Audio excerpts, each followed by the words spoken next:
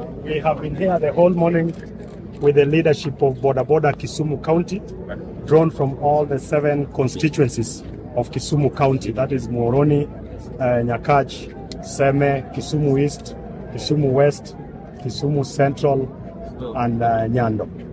And what we have been doing today, first of all, was to listen to them, to appreciate and understand what are some of the issues they have that affect the sector.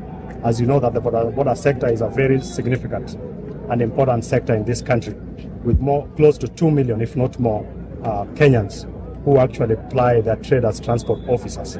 They actually offer the last mile in terms of transport.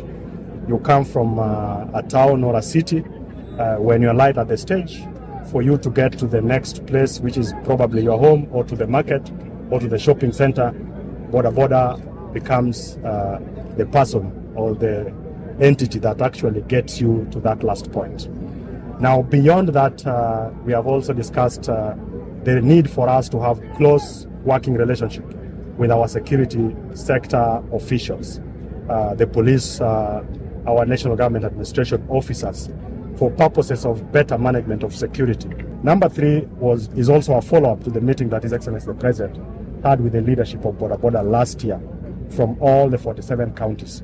And one of the commitments was that for those who have been involved in petty offenses in one way or another, who have their motorbikes impounded by the police, that those motorbikes need to be released.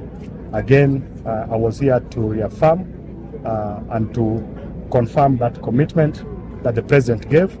And the regional police commander has also given directives to all the police stations to ensure that all those motorbikes are given out.